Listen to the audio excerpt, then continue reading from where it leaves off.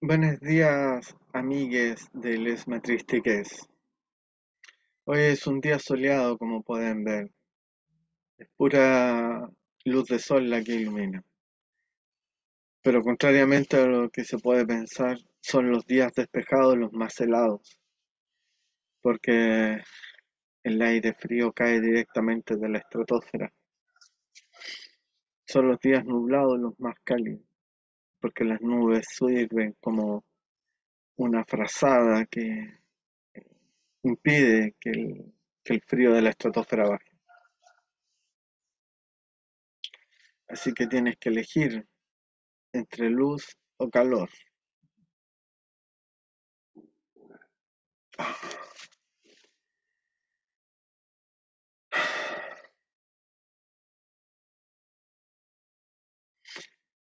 ¿Cuán malo puede ser el mal? ¿Cuán estúpido es el bien?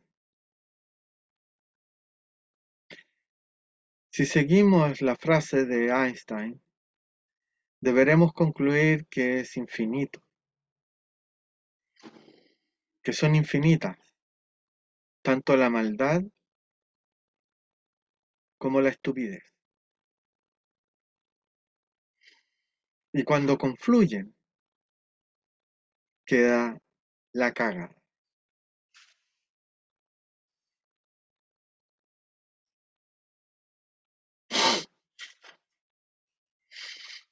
Hace frío y al enfriarse la nariz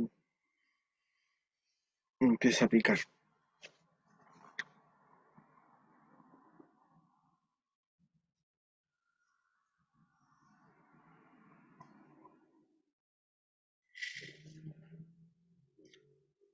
¿Cuán malo puede ser el mal?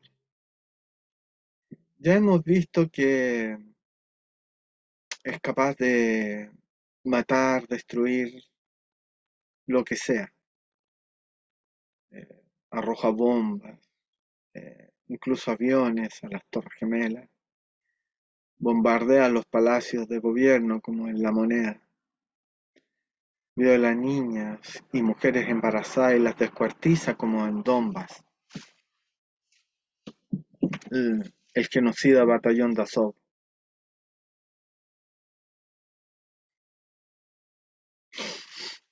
al cual todos creen unos, ¿cómo se llama? Unos patriotas defensores de su hogar, cuando en realidad atacaron a la República de Donbass durante 8 años con el genocidio. Pero, ¿es eso todo? ¿Es eso todo lo que tiene el mal para ofrecernos? Eh, ¿No tendrá por ahí un as bajo la manga? Eh, ¿Un conejo en la chistera?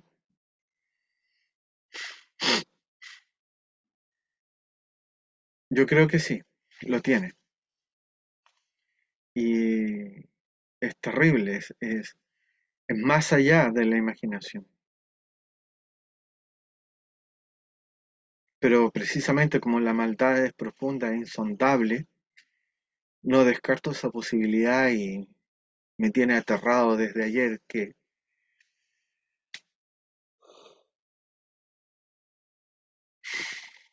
me enteré del discurso de Biden amenazando a Rusia y a Putin en específico, de que si usaba armas nucleares, él también iba a usar armas atómicas en su contra,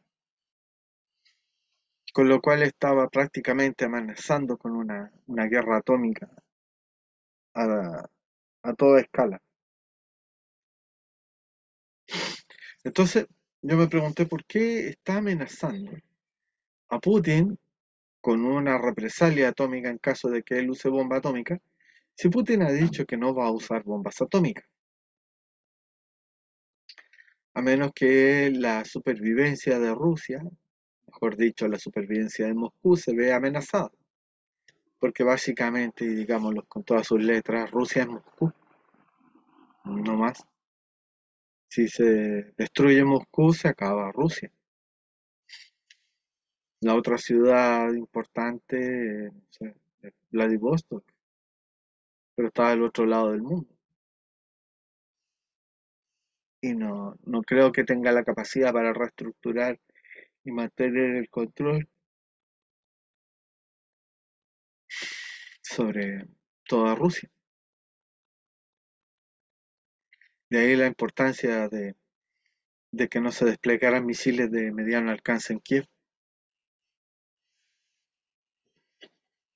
Pero aún así, esa no es la amenaza existencial a Rusia. Y ahí es donde se equivoca Putin y todos los estrategas de Rusia. La real amenaza existencial a Rusia es la detonación de un arma táctica nuclear en suelo ucraniano por parte de la OTAN, específicamente de Estados Unidos. Y después de las Torres Gemelas, nosotros sabemos que Estados Unidos no tiene límites, no tiene escrúpulos en lo más mínimo para matar gente con tal de sacar un provecho bélico, que es lo único que le importa. No por nada sus empresas armamentísticas son las únicas empresas del, del Dow Jones y del Standard Poor's 500 que suben mientras toda la demás bolsa de Wall Street baja y baja estrepitosamente en caídas del 5% diario, anunciando ya una caída estrepitosa del 50%, caída que repercutirá fuertemente en los multifondos, especialmente el A y el B. ¿Para qué decir el A? Reproduciendo la caída que se tuvo en el año 2008 por la crisis subprime. Así que si tienes capacidad de retiro de tus, si te queda algún retiro del 10%, ocúpalo, porque vas a perder mucho. Y si estás viendo esto, comparte la información y que se trasladen todos al fondo D o C, porque el fondo E también va a perder eh, dinero, va a perder valor, porque las AFP están comprando los bonos del Estado chileno que tienen una mayor prima de riesgo, por lo tanto valen menos de lo que debieran valer, que fue lo que pasó en el año 2019, que el riesgo país aumentó, los bonos bajaron y quienes perdieron fueron precisamente los abuelos ya jubilados por la caída del fondo E de un 20%. Y se suponía que el fondo E era el fondo seguro, estable, que estaba hecho precisamente para no perder dinero, pero ahora pierde tanto dinero como el fondo B. Así que convienen los fondos del medio, el C y el D. En fin, si retomo, si Biden amenaza a Putin con esa represalia atómica, es porque simplemente estaba formateando el cerebro y la percepción mental de la gente ante la posibilidad de el estallido de una bomba táctica nuclear en Ucrania. Recordemos que en 1939, el 1 de septiembre, tropas alemanas de la Wehrmacht se disfrazaron con uniformes del ejército polaco y fingieron un ataque a la frontera. Ese ataque, que se llama de falsa bandera, precisamente porque, eh, ¿cómo se llama? Culpan a otro país de hacer el ataque, siendo que es gente del mismo país quien hace el ataque, originó la Segunda Guerra Mundial. Este ataque de falsa bandera con una bomba táctica sería el, el símil de ese ataque de falsa bandera que inició la segunda. Este sería el ataque de falsa bandera que iniciaría la Tercera Guerra Mundial. Porque un ataque con bomba atómica es algo imperdonable. Y ante la ola creciente de protestas de ciudadanos europeos que están solicitando derechamente el retiro de sus países de la OTAN y, y con ello, consecuentemente, la disolución de la OTAN, cosa que evidentemente no quiere Estados Unidos, porque se quedaría sin pandilla, como buen gángster que es, necesita un hecho de tal magnitud que galvanice a la población en la guerra contra Rusia, ya que ellos mismos están diciendo que los europeos se están ablandando y perdiendo su voluntad de guerra, su voluntad de combatir a la tiranía, cuando en realidad la verdadera tiranía es de Occidente. Vaya paradoja. Entonces, si fueron capaces de bombardear la moneda, de bombardearse ellos mismos las Torres Gemelas, no van a ser capaces de tirarle una bomba atómica en algún poblado civil de baja población de Ucrania, porque de esa manera echaría la culpa, como lo ha hecho durante todos estos meses de propaganda, a través de todos los medios, que Rusia fue. Y mucha gente le va a creer.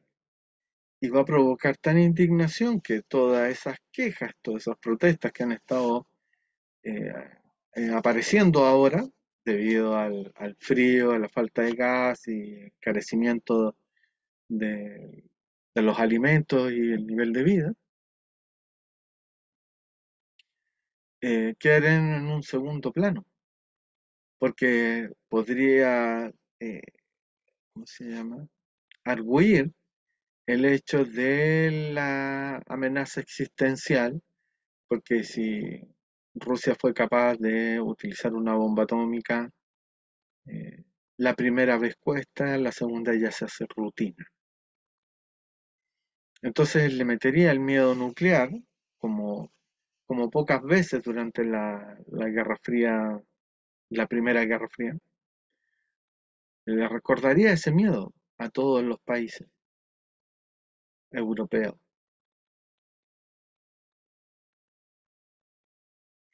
Y ese miedo disciplinaría a la población cada vez más harta de sus malos gobiernos. Por lo tanto, como es tan funcional a todos esos intereses que iniciaron la guerra y necesitan que continúe durante un buen tiempo, para de esa manera amortizar la inversión que se ha hecho en Ucrania, más de 60.000 millones de dólares. Recordemos que Ucrania es un país quebrado desde el mismo momento en que eh, se planteó la posibilidad de ¿cómo se llama?, una invasión rusa.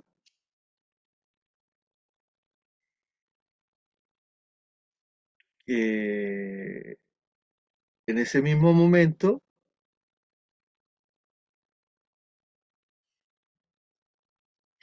30.000 millones de dólares en inversión extranjera salieron inmediatamente de Ucrania, porque obviamente no van a querer ser bombardeados. Entonces, sin el apoyo de Estados Unidos, monetario y de armas,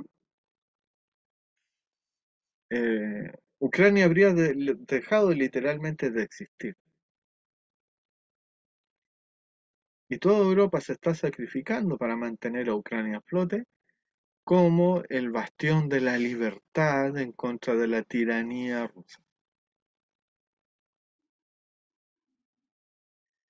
Y como fracasaron las ofensivas que lanzó Ucrania y murió gran parte de su mejor personal, solo queda con reclutas imberbes y mujeres que también son con un muy mal entrenamiento, sin pertrechos, porque todos los días los rusos vuelan sus depósitos de armas y municiones.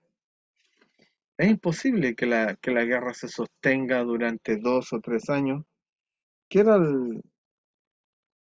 que era el plan original del Pentágono, del Departamento de Estado, de todas las agencias, ¿cómo se llama?, norteamericanas. Entonces, la única manera de alargar artificialmente la guerra es pasar de una guerra extraoficial de la OTAN contra Rusia a una guerra oficialmente de toda la OTAN contra Rusia, tal cual como algunos países locos como Polonia quieren.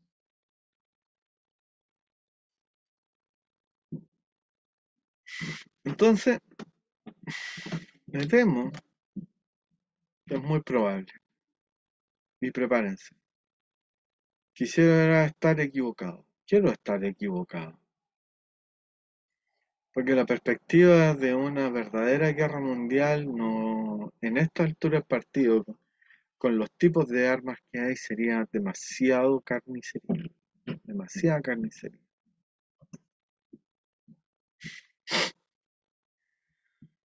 Y de consecuencia, insospechadas mundiales, porque uno sabe cómo empieza una guerra, pero no cómo termina.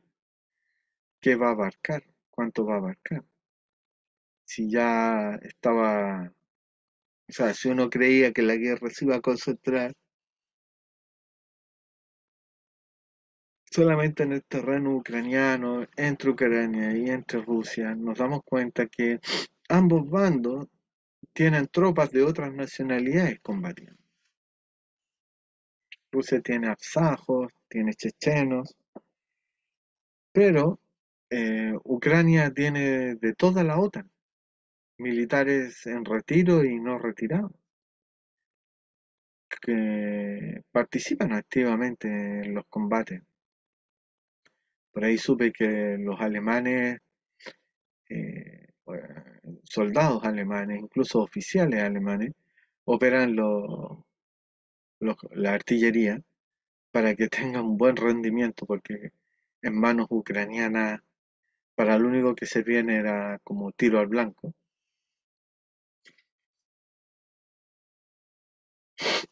porque no podían superar a las tropas mejor capacitadas de artillería rusa, era obvio.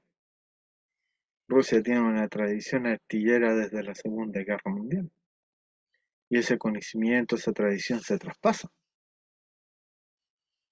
en fin. Y los ingleses serían los que estarían operando los cohetes HIMARS. Entonces, nuevamente la lógica del prestidigitador. Te distrae con un cuento y una mano, que te engaña diciendo que esta mano es la que va a hacer el truco, cuando en realidad el truco lo hace esta otra y no te diste ni cuenta. Entonces, la maniobra de los misiles, yo sospecho que es una distracción, porque la verdadera operación es el arma táctica nuclear.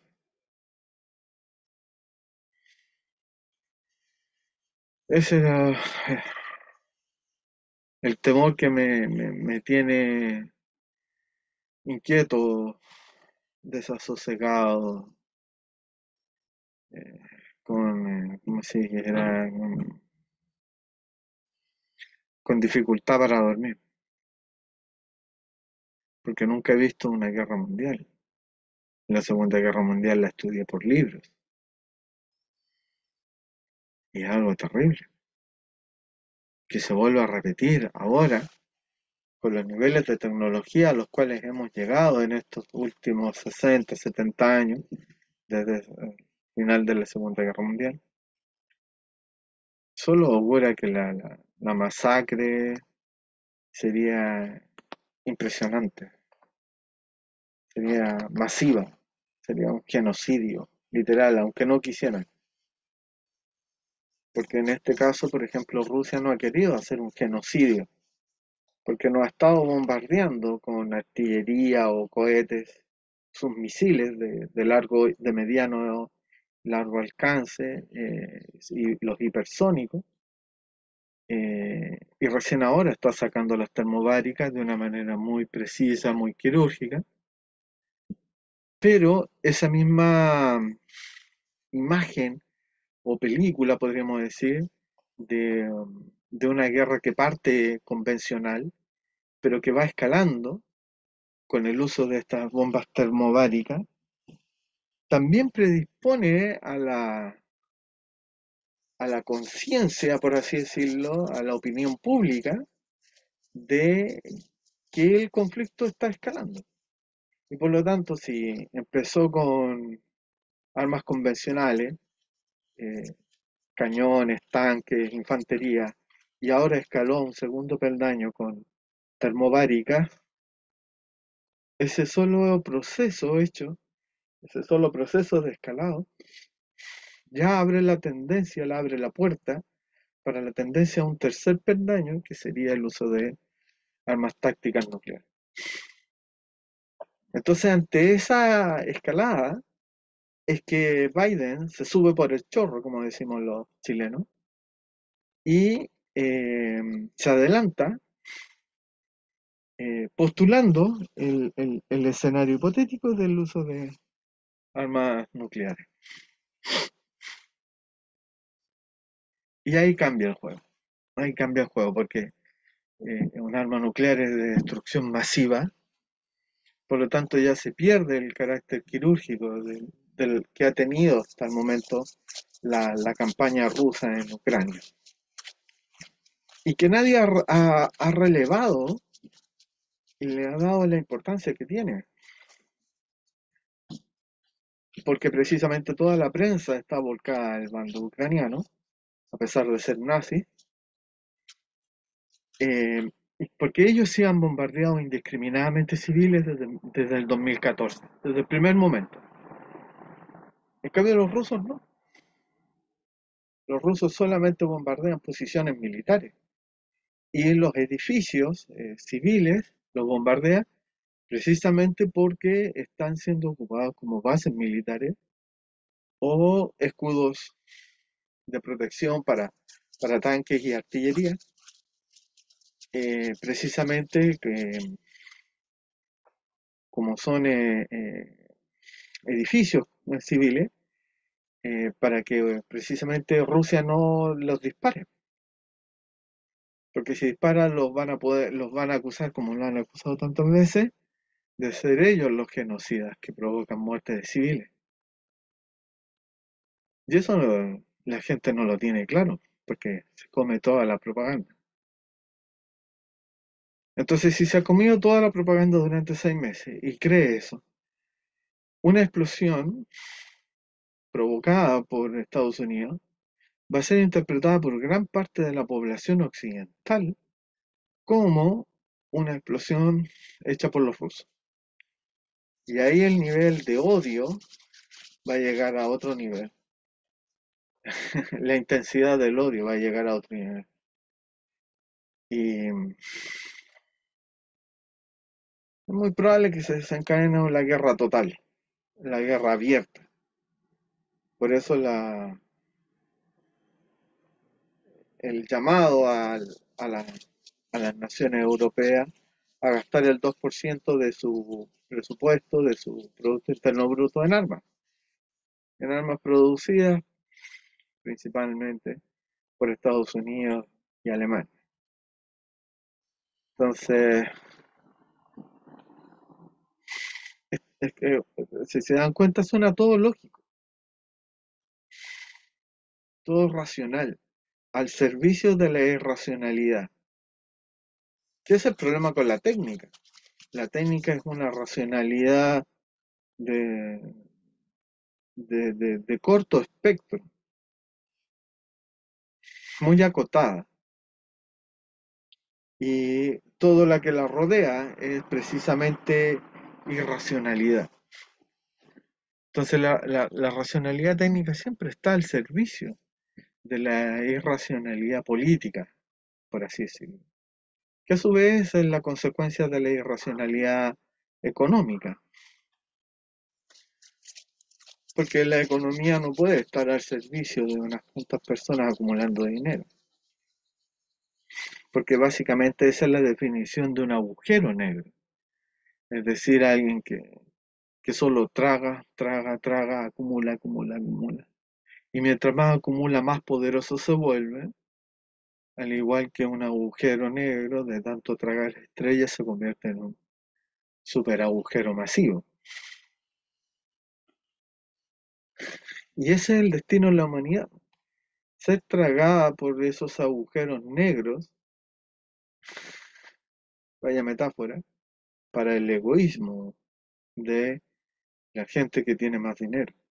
Porque mientras más dinero tienen, más egoístas se vuelven, y al volverse cada vez más egoístas, no trepidan en eliminar a quien sea necesario para seguir ganando más y más. Y como no les tiembla la mano porque son unos psicópatas carentes de empatía hacia otro ser humano, dicen, bueno, si es necesario volarlos, hay que volarlos, pero que dejen de estorbar los negocios. Entonces las personas, si se fijan, son evaluadas, somos nosotros los pobres, los de abajo, somos evaluados negativamente como meros estorbos para sus planes de maximizar las ganancias, como dicen los economistas capitalistas neoliberales. Las perspectivas de la humanidad son cada vez más escasas. Literalmente existe el reloj del fin del mundo y de los 5 minutos con que aparece en la película Watchmen, ahora los científicos decidieron bajarlo a 3 minutos. Estamos a 3 minutos de medianoche y medianoche es la guerra atómica total entre todas las potencias atómicas. Porque evidentemente nadie se va a querer ir solo, porque si tú me atacas yo te ataco. Y mientras espero que tus misiles lleguen a mí, los míos ya van a estar llegando hacia ti. ¿Cómo se dice? Mutua destrucción asegurada. MDA. Ujú. Y esa es la primera idea. La segunda idea, ¿cuál era? Ah, aquí está. Por fin puedo compartir pantalla.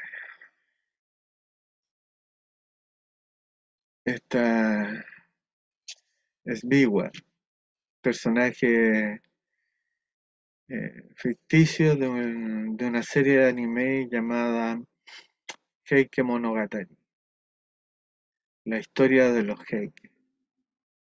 Los Heike eran un antiguo Han o clan eh, japonés alrededor del año 1000 después de Cristo, poco antes, si no me equivoco, como el 900, que lograron un gran poder en Japón. Lograron dominar hasta el mismo emperador. Y en el momento de su máxima gloria,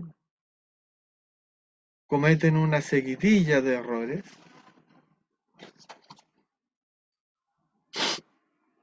precisamente por subírsele los humos a la cabeza, de creerse todopoderosos y que nadie los podía derrotar, y de que ellos podían hacer lo que quisieran sin importarles la opinión o lo que quisieran los demás. Si te suena esta descripción que hago del Han Heike a la descripción del imperio norteamericano, no es casual. Todos vivimos bajo el mismo paradigma patriarcal, que ya he explicado latamente. Por lo tanto, siempre Eso hace que todo sea predecible, que tenga un origen humilde, tenga un ascenso, un momento de gloria, una decadencia y un fin.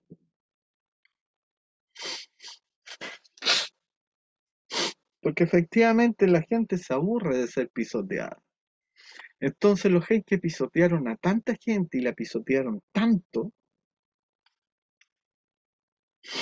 tanto en intensidad, más que más en intensidad que en duración del tiempo, porque duraron poco, que literalmente se hicieron enemigos de todos y todos se pusieron de acuerdo y fueron y los mataron. Es una historia impresionante que conocí en el programa Cosmos de Carl Sagan.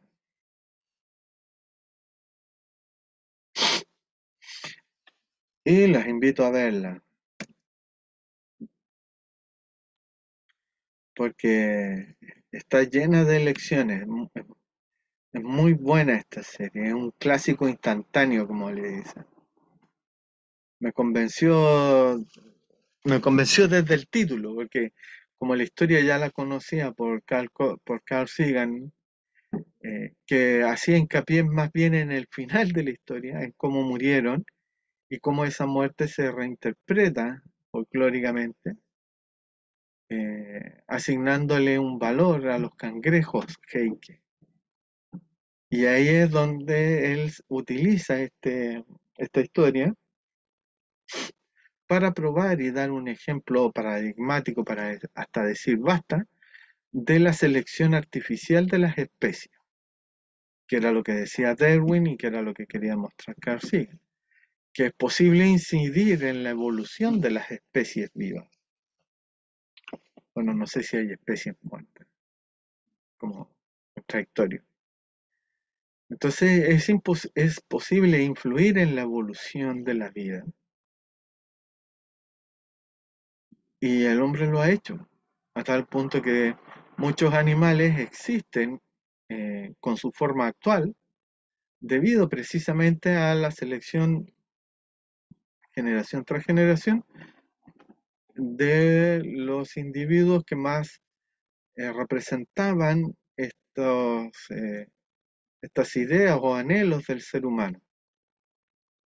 A tal punto que el caballo es uno de los ejemplos más paradigmáticos, porque era un cuadrúpedo chiquitito, relativamente débil, que no podría transportar un ser humano adulto. Era una cosa así como un pony, pero más enclenque aún.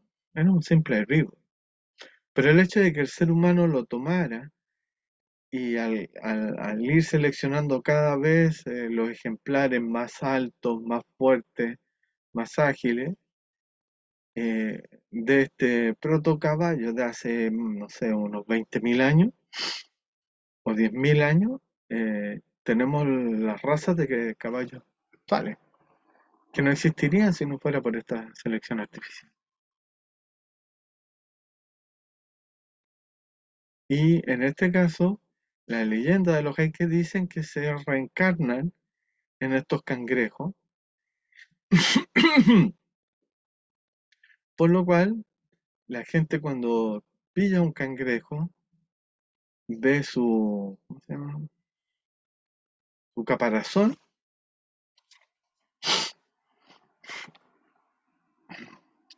que se parece al yelmo que ocupaban los samuráis.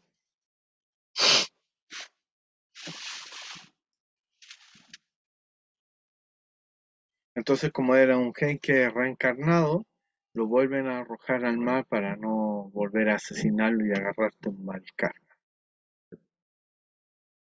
Y eso es lo que digo yo, ¿cómo los capitalistas se agarran un karma de ser los causantes de miles y millones de muertes, simplemente para ganar unos millones de dólares más? No le tienen miedo al karma, porque evidentemente no creen en él, como tampoco creen en Dios, ni en el cielo, el paraíso, ni el infierno. Por lo tanto, esa gente no se va a detener De hecho, nunca se ha detenido. Si revisamos la historia del siglo XX, prácticamente no hay años, ¿no? No hay años sin guerra. Todos los años del siglo XX tienen al menos una o dos guerras por ahí.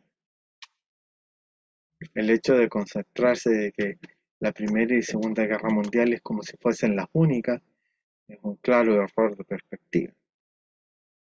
Siempre hay guerra en el mundo, porque le conviene a quienes fabrican armas y al resto de cosas. Hasta los mismos fabricantes o elaboradores de drogas les encantan las guerras porque pueden vender más.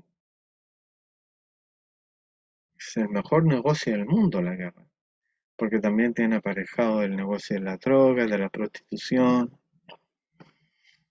incluso negocios legales, porque cuando un país es escenario de una guerra, se vuela su infraestructura y alguien tiene que reconstruir la infraestructura. Se vuelan sus fábricas y galpones. Bueno, otras industrias, otras empresas pondrán sus galpones eh, en ese país destrozado.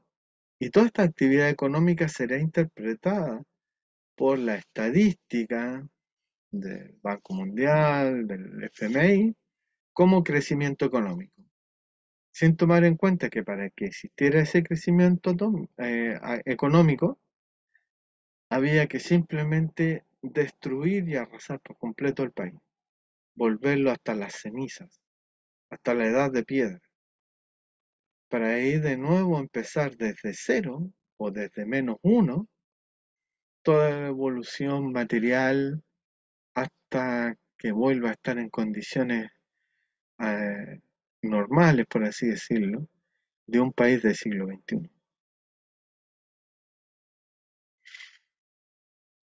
Eso es lo que Occidente había creído que había pasado con Rusia después de Gorbachev y la disolución de la Unión Soviética. Creyeron que ese segundo paso de la guerra, que es la reconstrucción del país destruido, eh, les iba a dar muchos beneficios. Pero eh, Rusia reaccionó y, y en vez de ser los occidentales los que dictaminaban las reglas, los rusos se dijeron no, pues, ¿por qué tenemos que hacer lo que tú dices? Yo quiero ser como tú eres, no hacer lo que tú dices. Alguien por ahí dijo eso de una manera parecida. Entonces, es muy simpático porque para ser como tú, no te tengo que hacer caso a ti, porque lo que tú me estás diciendo es que no seas como tú, sino que sea como una aldea rural, pobre e ignorante. Entonces, llegamos nuevamente al tema de la contradicción de la civilización. La civilización que contradice sus autoproclamados principios, en este caso los derechos humanos, es una sociedad en decadencia terminal que en cualquier momento eh, va a desaparecer, porque es un castillo de naipes que un viento puede derrumbar.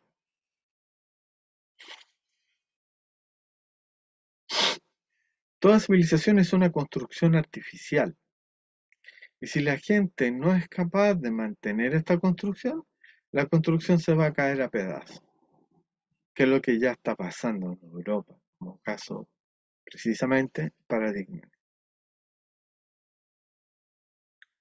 Entonces, ante eso, llega el momento en que o me muero de hambre o mato a otro ser humano para comerme lo que es el pedazo de pan que él tiene.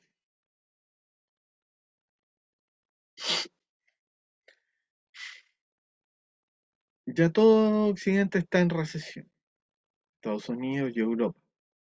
Ahora viene la segunda fase, que es la Gran Depresión, muy similar a la de los años 30.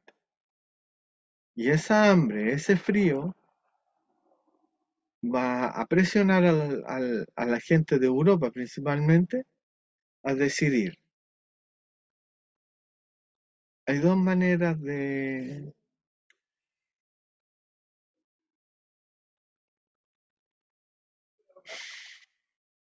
solucionar el problema o de enfocarlo. Una es, es creer que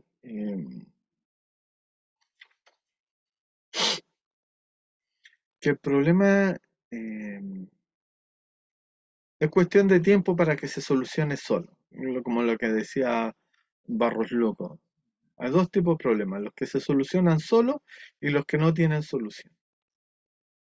Lo que él no sabía es que aquellos problemas que no tienen solución no son problemas, son condiciones de existencia, porque no cabe solucionarlo. Por ejemplo, no cabe solucionar que el pez viva fuera del agua, porque su misma estructura lo condiciona a vivir en agua.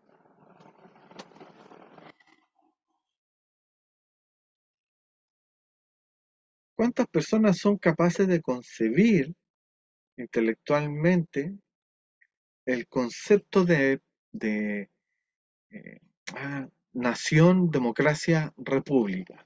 Esos tres conceptos que yo tanto alegué porque no estaban especificados en la Constitución, no estaban definidos. Y ante la indefinición de un concepto, se abre para que haya múltiples interpretaciones contradictorias en torno a él. Hasta la misma Loncón lo dijo. Este texto es ambiguo, quedó con vacíos, con ambigüedades, con ambivalencias, que pueden ser interpretadas de dos maneras contradictorias. Y ahí reveló que en estricto rigor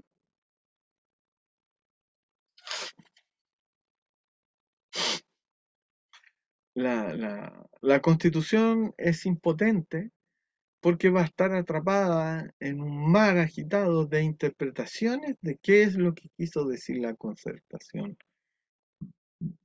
No, de qué quiso decir la convención al redactar de esa manera el borrador de constitucional que fue rechazado en el plebiscito.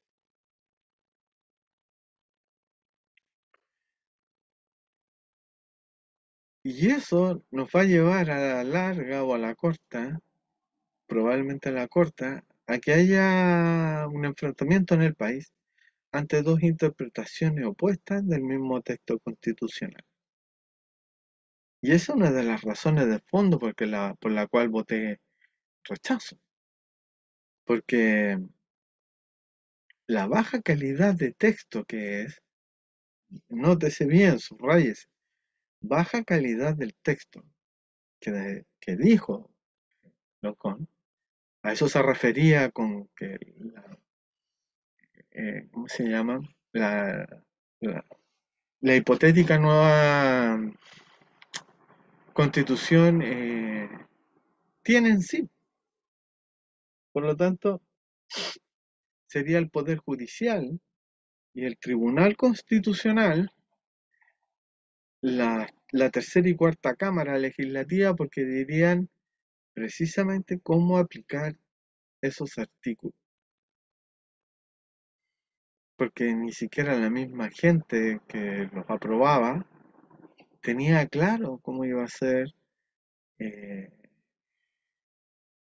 la interacción con esas leyes.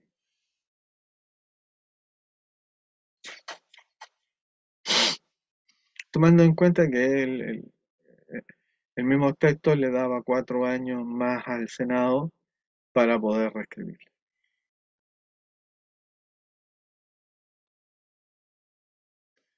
Entonces la pregunta, por ejemplo, en Chile también va a haber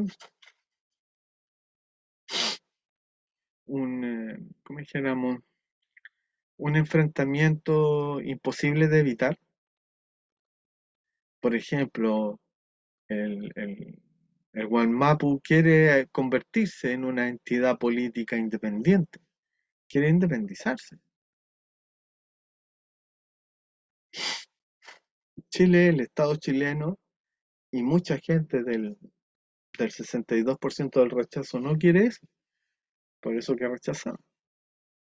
Pero ahora lo mismo dicen los ultraderechistas de la décima región, de lo que era la décima región. Entonces no es tan descabellado. Que una cosa es que, dijéramos, eh, los mapuches tienen muy mala fama, pero a la fama no hay manera de ganarle, a menos que llegue otra fama, otra temporada.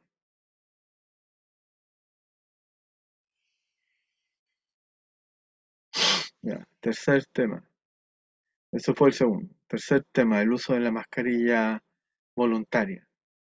La mascarilla tiene que ser obligatoria porque estos jetones no la usan. Ay, porque me molesta, porque no me deja respirar, porque me está asfixiando.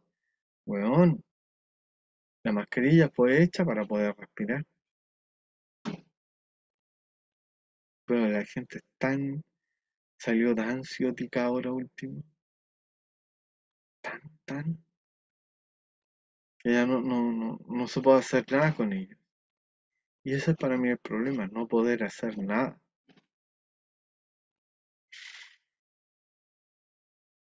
La impotencia me carcome por dentro.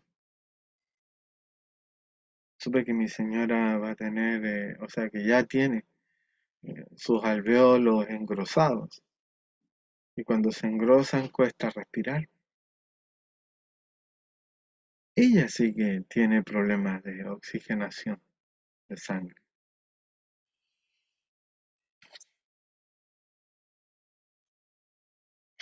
Y todos saben, porque a la empresa le importó un rábano que ella fue asmática y la ponen justo en el camino de la corriente de aire que entra a través de las puertas principales del supermercado. Y le enfrió durante toda una tarde en la espalda. Para cuando se abrigó ya era muy tarde y le vino una bronconeumonía bilateral. Le costaba respirar. Y durante mucho tiempo hasta le costó caminar. Era terrible.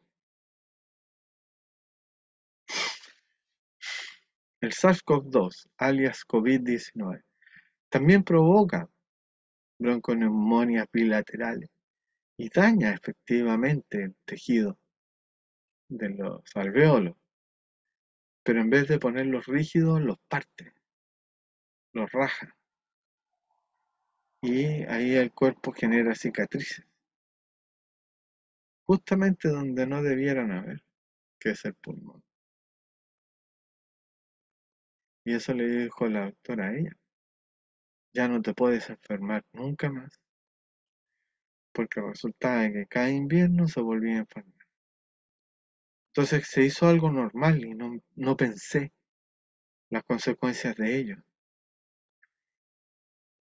Y claro, una vez ya habidas las consecuencias, uno dice, ah, claro, pues sí era lógico. Se enfermaba todos los inviernos de bronquitis, la bronconeumonía, el aumento de la edad, la comorbilidad de asma que tiene. Entonces era como literalmente como si hubiese tenido COVID. La combinación bronconeumonía-asma la dejaba sin aire. Ella sí que tenía bajo oxígeno en algunos momentos. Y sus pulmones estaban, no sé, devastándose. Entonces, muy terrible para mí saber todo eso y no poder hacer nada.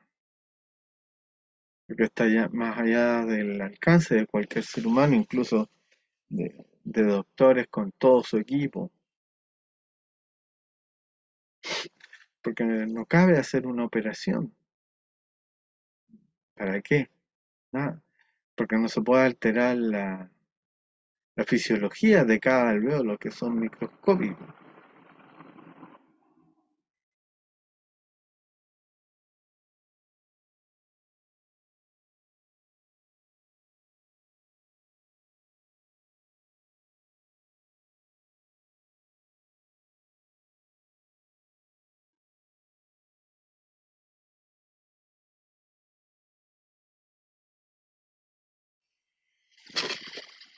Ay, Dios mío santo. Y eso nos lleva a la triste conclusión que nos presenta esta misma serie. Los que conozco y los que no, todos mueren. Todos mueren. Y al igual que Big One, no puedo hacer nada.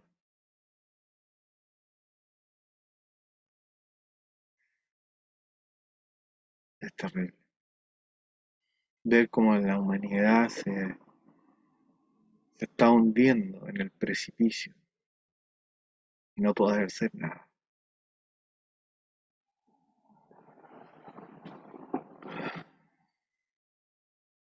Debieran verlas todas ahí en el sitio, como dice animeflb.net. Ahí muestra cómo decae y finaliza toda estructura social que pretenda el poder absoluto.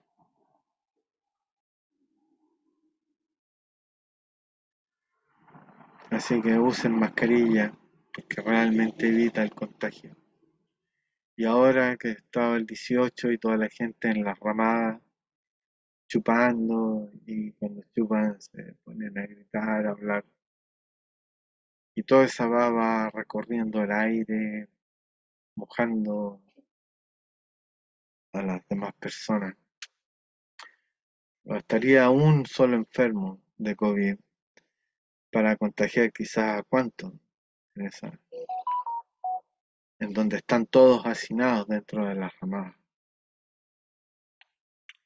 Y nadie hizo ningún llamado a cuidarse, a prevenir, evitar los contagios. ¿Para qué decir del presidente que vale callampa el weón? Que de hecho no tiene una política anti-COVID y que desarmó la no política anti-COVID de Piñera. Estamos peor que en 2020, estamos peor. Miles de contagiados diarios, cientos de muertos a la semana.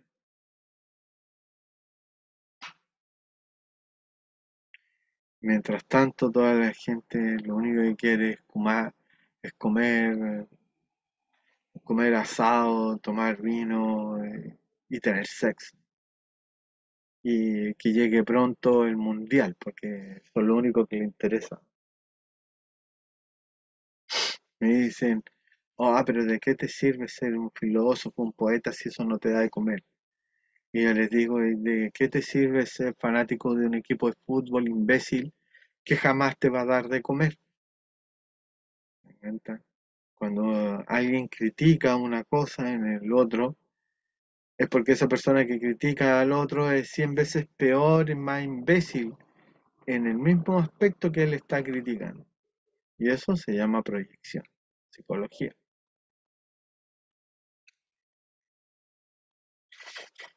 Por lo tanto, volviendo al tema del principio, cuando Biden acusa hipotéticamente a Putin de pretender o querer usar armas tácticas atómicas en Ucrania, no estaba acusando a Putin, porque Putin ha dicho claramente que no quiere usar armas atómicas. Simplemente se estaba proyectando él mismo en la figura de Putin, que la han demonizado, que poco menos que Drácula y el hijo del demonio. Obviamente cosas que no son ciertas. pero tampoco es un santo, tampoco es un ángel, tampoco. Así que es un ser humano, ¿cachai? Que trata de hacer lo mejor posible, dadas las circunstancias que lo rodean. Porque si no, el bombardeo masivo que hizo la semana pasada lo habría hecho el primer día y ya estaría tomando Kiev. Pero no era la intención de estratégica de él y su alto mando tomar Kiev, porque no servía para sus objetivos políticos. Por eso que todas las fuerzas se concentran en las repúblicas de Lugan y Donetsk.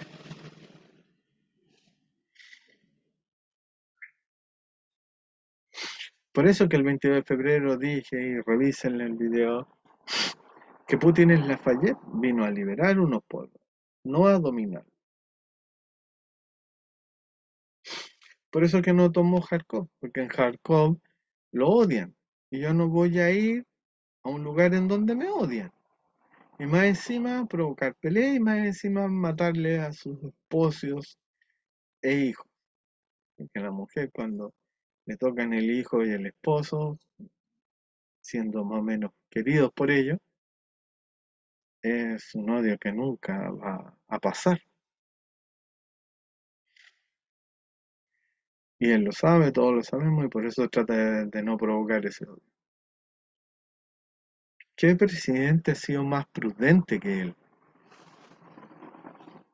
Digamos que el único error fue haberse comido la trampa y la provocación de precisamente Biden de decir vamos a llevar esos misiles de mediano alcance aquí. Si no se hubiese comido el clickbateo, como le dicen los cabros, el clickbait, no habría habido guerra y Estados Unidos no habría mandado los misiles, porque nunca fue la intención de Rusia, o sea, de Estados Unidos, mandar los misiles a Ucrania para destruir Rusia. Era simplemente amenaza y que Putin reaccionara ante el miedo de tener misiles que pueden llegar en 5 minutos menos a Moscú.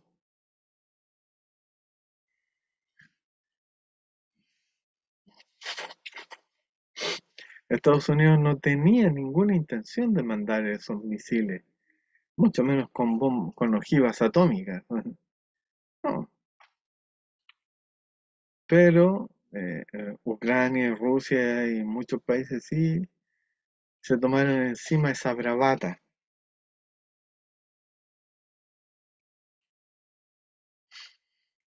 Toman en serio huevadas y a las cosas realmente importantes no se las toman en serio.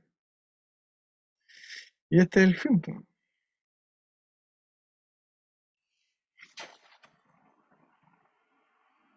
Ojalá me equivoque y no estalle ninguna bomba atómica en Ucrania. Ojalá me equivoque, porque las consecuencias de eso en Medio Oriente ya son impredecibles. El, ¿Qué más era? Eso, ya me he alargado mucho. Pretendía ser corto. Ujú. ¿Cómo nos vamos a encontrar si está mal diseñado el mundo? Ah,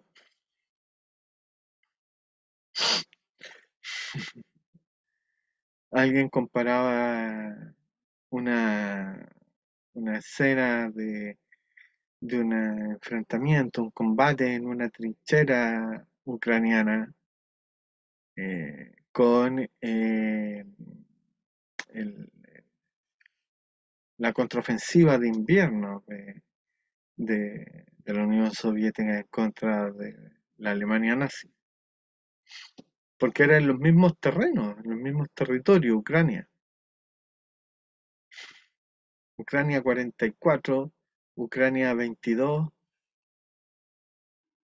hay un nazi al cual los rusos le están pateando el trasero.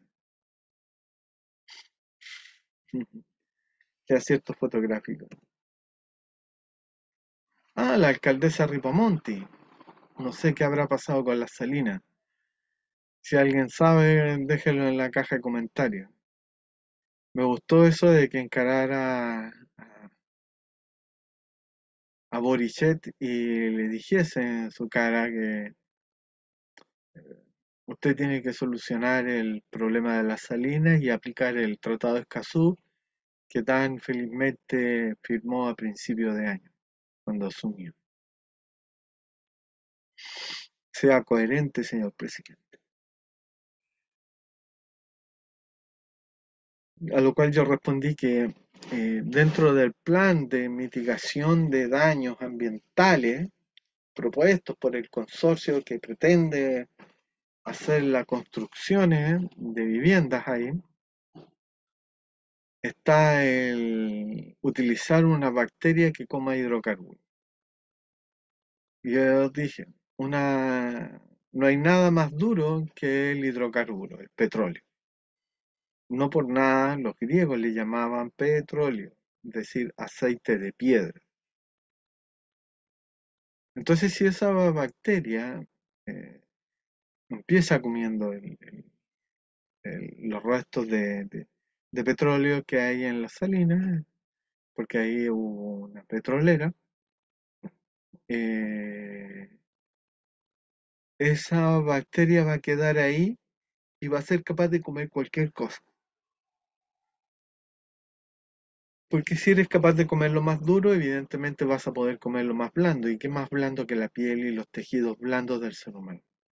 Entonces yo decía, esa bacteria va a quedar en el suelo, van a jugar los niños, la bacteria se va a pegar en sus manos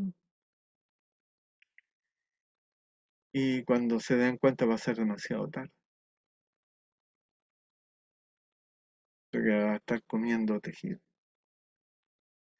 Así como, no sé, como una especie de gangrena.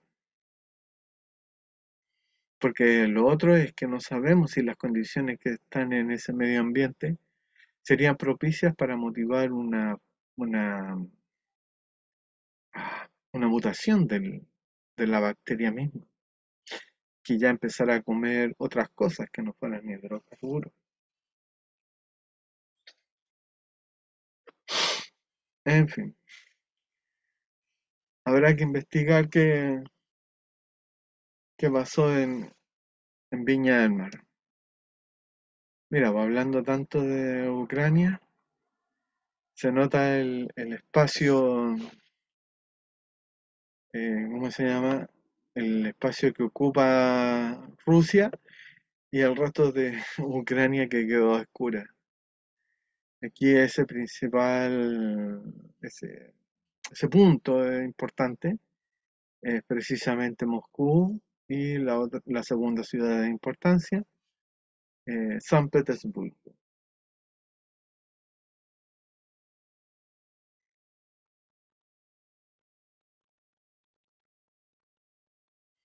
Impresionante el mapa de Europa del Este y parte de Escandinavia, el Mar Negro, el Mar Caspio.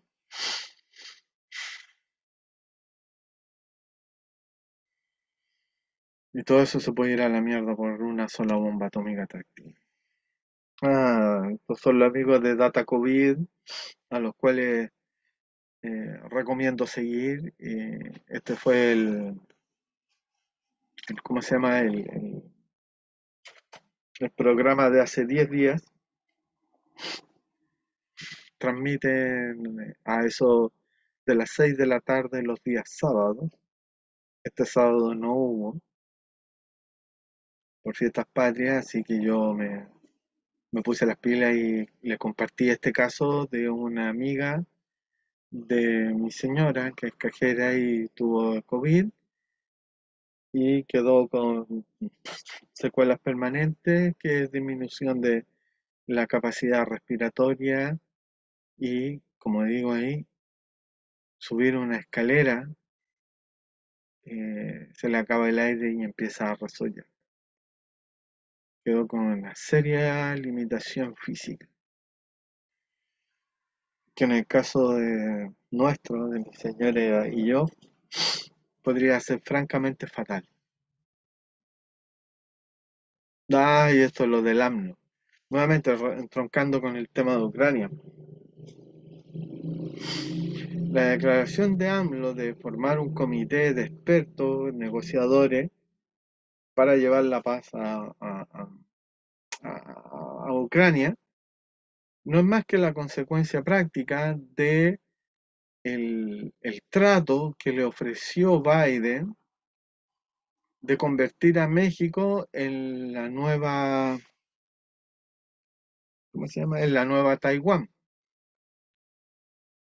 porque como ya es la maquilera de cientos de productos que consumen los norteamericanos, ya tienen práctica en ese tipo de fábricas de ensamblaje, básicamente.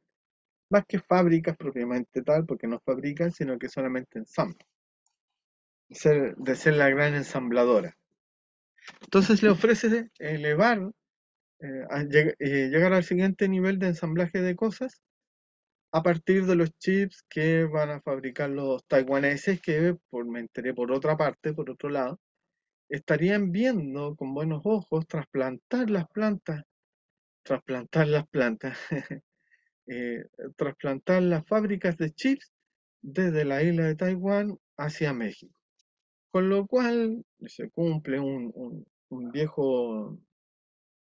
vieja profecía que decía que los taiwaneses tienen que emigrar y el primer país que lo ofrezca un lugar seguro, espacioso y con recursos necesarios para hacer chips, los taiwaneses se van a ir y China se va a quedar con las ganas de apoderarse de las máquinas litográficas para hacer los microchips más delgados del mundo, que son entre 5 y 3 nanómetros, que es la nada misma. Juntas tus dos dedos, apriétalos y ahí tienes los 3 nanómetros.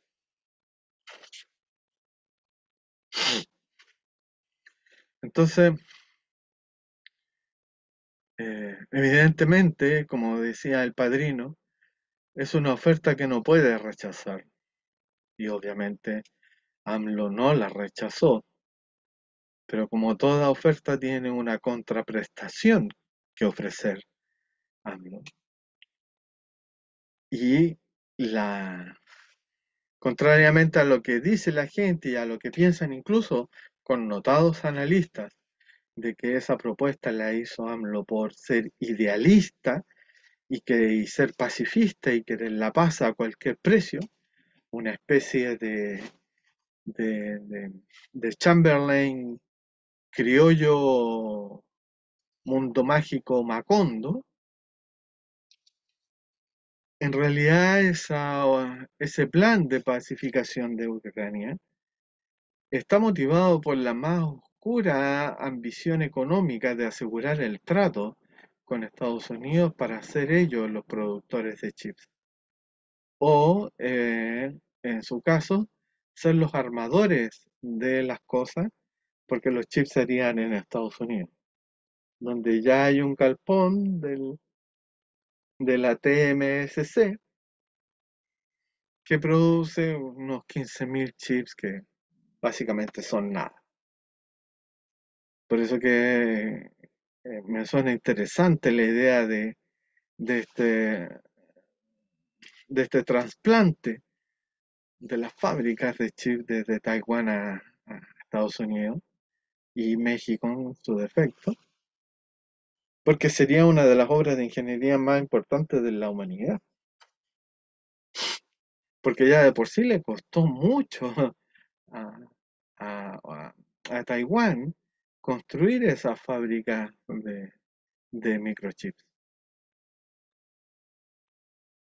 Entonces esta declaración de AMLO es la contraprestación o el pago de vuelta, el favor de vuelta, porque en este caso lo que estaba diciendo AMLO, en estricto rigor, es lo que estaba pensando Estados Unidos.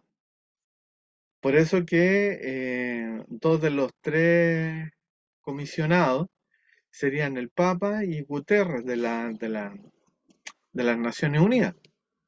Pero resulta que tanto el Papa como Guterres son interlocutores no válidos para Rusia, no solamente para Putin, sino que para Rusia, precisamente porque el Papa trató muy mal al patriarca de Moscú, al gran patriarca, que es su contraparte del mundo ortodoxo, diciéndole que simplemente era el pelele de Putin. Eso ofendió a todos los creyentes de en el cristianismo ortodoxo. Y de hecho se convirtió y nótese, se convirtió en el segundo cisma, porque precisamente a partir de Wojtyla, de Juan Pablo II y de Ratzinger sobre todo, se había llegado a un entendimiento, un ecuménico le llamaba. Una reunión de todo, entonces nos vamos a tratar como amigos, como iguales, olvidemos el pasado, llevémonos bien. Por eso que los ortodoxos ya no eran los tontitos que no entendían y por otra parte los judíos habían dejado de ser los malditos asesinos de Jesús, como habrían sido tratados durante 2000 años. Entonces todo eso se rompió con la guerra de Ucrania. Entonces se dan cuenta cómo lo que parece simple, un weón quiere matar a otro weón, no es así. Implica muchos niveles, capas de significados y de implicancias y de consecuencias, porque es algo que se arrastra de mucho tiempo en el pasado y sus consecuencias van a afectar mucho tiempo más allá en el futuro. No sabemos cuánto. Ya de por sí, por ejemplo, Serbia. Serbia es un clásico aliado de Rusia que cuando sucedió el atentado terrorista que mató a Francisco Fernando, heredero del Imperio Austrohúngaro, se inició la Primera Guerra Mundial por Serbia, porque el terrorista era un serbio de la mano negra. Pero como es eslavo, y Rusia siempre ha tenido la política de la paneslavia, de unir en torno a Moscú a todos los eslavos, lo cual implicaría reconstituir el Pacto de Varsovia, por ejemplo, porque ahí estaban todos los eslavos reunidos bajo la hegemonía de Moscú.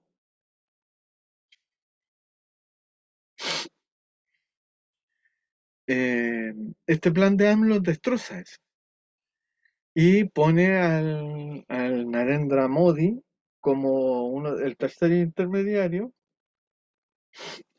porque de alguna manera tiene buenos tratos con Occidente. En el fondo, los tres emisarios para esta negociación de paz de más alto nivel son tres pro-occidentales. Y eso es lo que jamás iba a aceptar Putin. Pero antes que Putin dijera nada, lo dijo Zelensky. Y lo dijo en el tono bravucón, ordinario, indecente que ocupa ese adicto a la cocaína y a las prostitutas. Como todo humorista penca. Lo mandó a la cresta, po, porque el loco está tan, como dijéramos, obsesionado, pero es más que obsesiones, porque ya es psicopatía. Entonces, literalmente, si no estáis 100% conmigo, estás 100% en mi contra. Entonces, no está para aceptar una solución intermedia. Y lo entiendo, o sea, porque aceptar una solución intermedia es en la práctica tener que admitir al menos el 50% de la culpa. Y él no quiere admitir ninguna culpa porque para sí mismo es un héroe. que está luchando por una causa noble de la libertad, en contra de la tiranía, y etcétera, etcétera. Malditos rusos son todos malos. Entonces, por eso que aquí digo, po, AMLO es imbécil y chayotero de USA, ya que él popularizó el término chayotero para los medios de comunicación masiva y rostros de esos medios, alias periodistas, que recibían sobresueldos o sobornos del Estado en otras, ¿cómo se le dice? En anteriores administraciones, y que él no les va a dar. Pero resulta que Biden le da el chayote del milenio, el mejor soborno. Voy a hacer que tu país sea industrializado. Obviamente, ningún presidente del mundo de país subdesarrollado va a rechazar semejante oferta de Estados Unidos. Y obviamente, bueno, se puso de rodillas y empezó a chupar como loco. Ahora, nótese que eso es lo mismo que pasó con Boric cuando se gana los 18.500 millones de dólares del Banco Mundial, del FMI, no, nada que ver, del FMI para estabilizar el precio del dólar. Porque antes, eh, 1 o 2 semanas antes, Boris se había trenzado con Bukele y lo había tratado de dictador. Y Bukele le dijo suavecito, weón, tenés la cagada en Chile, ocúpate de Chile, no te metas en temas que vos no cacháis. Y, ¿qué le dice Zelensky a AMLO? Weón, pacifica tu país, weón, no te metáis acá que no cacháis nada, no cacháis nada el mote. ¿Sí? Porque obviamente Zelensky tampoco iba a admitir un grupo de mediadores de ese tipo, porque no está ni ahí tampoco con el Papa, porque tampoco está ni ahí con Guterres, y a Modi le haría un poquito de caso, pero tampoco, ¿sí? Porque las relaciones entre India y Ucrania tampoco son buenas, son estrechas o tienen un gran historial, que no son vecinos y nunca se han pescado. Sí, por eso que era lo más estúpido para nombrar personas eh, para una comisión, un comité que intentara unar posiciones entre Rusia y Ucrania. Si ni ucranianos ni rusos pescarían a estos tres hueones, salvo al de la India y un poco nomás.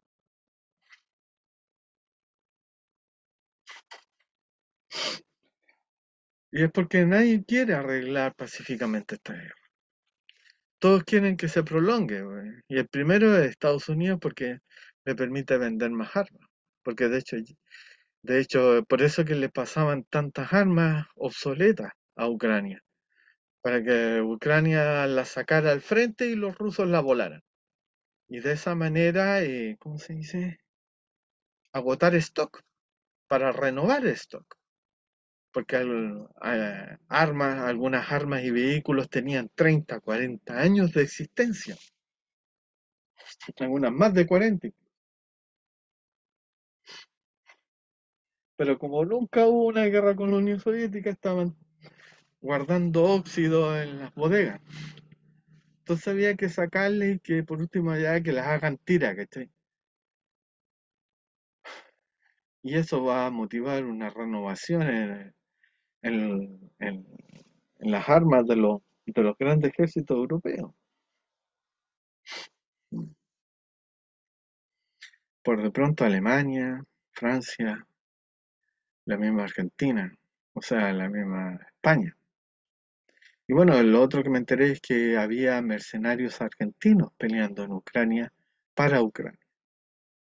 Por lo tanto, esa guerra ya es una guerra mundial como ya lo era la Guerra Civil Española en el año 36, en donde un bando tenía el apoyo oficial explícito del Tercer Reich y la Italia de Mussolini, y por el otro, el bando de los republicanos, tenía las brigadas internacionales. En este caso, son las repúblicas de Donbass las que tienen las brigadas internacionales y Ucrania tiene el apoyo de los nazis europeos. Y no es chiste. Precisamente son los movimientos nazis los que más apoyan el, ¿cómo se llama? La entrega de armas y suministros a Ucrania. Y dentro de esos países, el más beligerante es Polonia. Polonia tiene unos misiles de tierra-agua eh, capaces de hundir la flota del Báltico anclada en San Petersburgo, porque no está a mucha distancia de Polonia. Y Polonia arde en ganas de hundir esa flota, lo cual sería un golpe muy duro para, para el poder ruso, porque no tiene muchos barcos que digamos.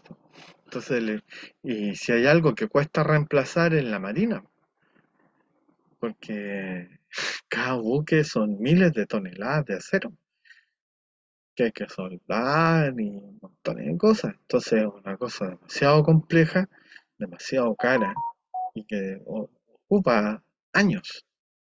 Entonces, no, cada buque que tiene Rusia, vale oro. Que pierda, ya no digamos toda la flota del Báltico, pero que perdieron una buena cantidad de unidades, los deja muy por detrás. Porque si hay algo que en lo cual tiene fuerza Occidente, es precisamente en sus flotas. A pesar de que ya no es lo que era, porque eh, recordemos que el portaavión Princess of Wales, el príncipe de Gales, que costó más de 3.000 millones de libras esterlinas, algo impensable, apenas salió del puerto quedó varado.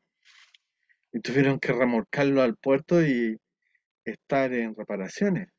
Y eso que ya venía de una reparación de 6 meses. Entonces le están 6 meses reparándolo, sale del puerto, se vuelve a echar a perder y va a estar otros 6 meses más. Entonces fue un desperdicio de dinero y ahí habla de la decadencia de Occidente. Porque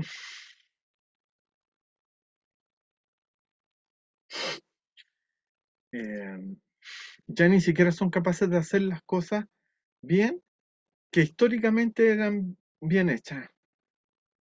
Porque si algo caracterizó a Inglaterra fue precisamente ser el primer gran imperio marino de Europa y del mundo. Y siempre su armada fue la mejor del mundo, a tal punto que destrozó la armada y durante mucho tiempo, o sea, destrozó a la invencible armada de Felipe II, rey de España, y después derrotó a las armadas combinadas de España y Francia en tiempos de Napoleón, en la famosa batalla de Trafalgar, donde murió el almirante Nelson. De ahí el nombre de la plaza más importante de Londres. Entonces, si durante siglos, porque estamos hablando desde 1600, si durante 3 siglos la mejor flota del mundo era la inglesa y ahora el portaaviones no puede salir más allá del puerto, no puede salir del puerto, ¿qué pasó con la mejor marina del mundo? Ahora un hazme reír.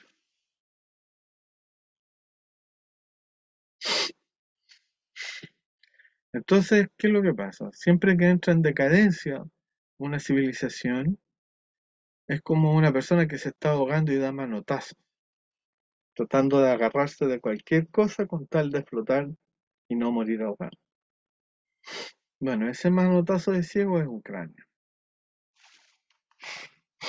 Y el día de mañana puede ser Serbia o Transnistria o ambas.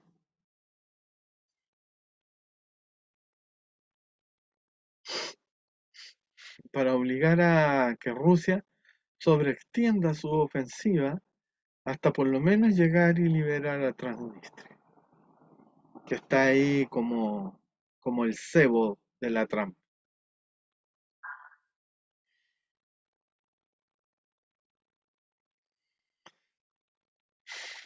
Así que, AMLO, perdiste la imagen de inocente idealista que tenías. Eres otro chayotero más. Ajá, los que me critican en Twitter. La realidad es un test de Rorschach.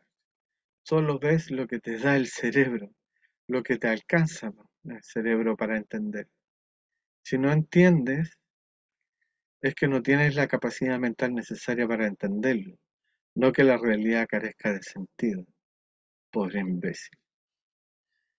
Y el documental acerca de Gorbachev, muy bueno, salvo por el hecho de que lo pinta como un tonto y no como un malo.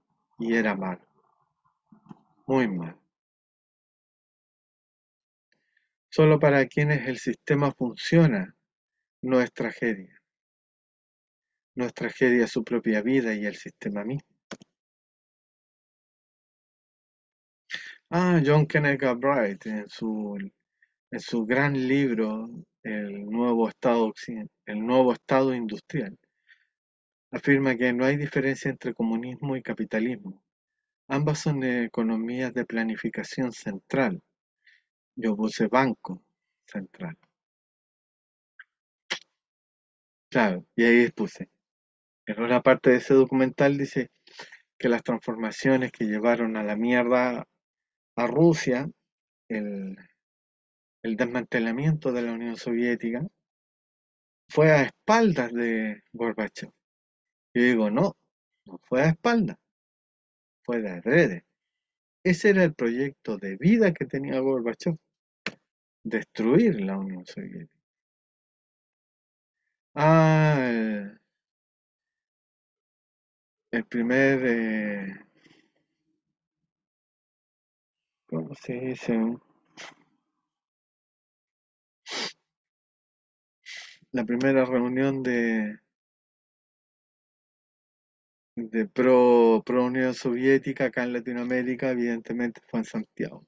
O sea, fue evidentemente en México, lo cual explica por qué después Trotsky en su huida termina recalando en México, porque ahí estaban llegando todos los comunistas que habían perdido en otras partes,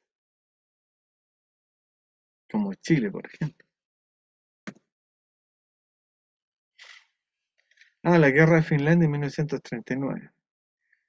San Petersburgo estaba a tiro de cañón. La Unión Soviética quiso ampliar la frontera hasta dejarla fuera de tiro. Hoy no importa, los misiles polacos con los que quieren hundir la flota del Báltico. Ya, los polacos tienen misiles que pueden hundir la flota del Báltico. Y ahí está el letrero mexicano.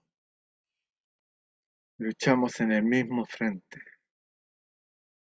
el de los derechos sociales. Teatro del Sindicato Mexicano de Electricidad.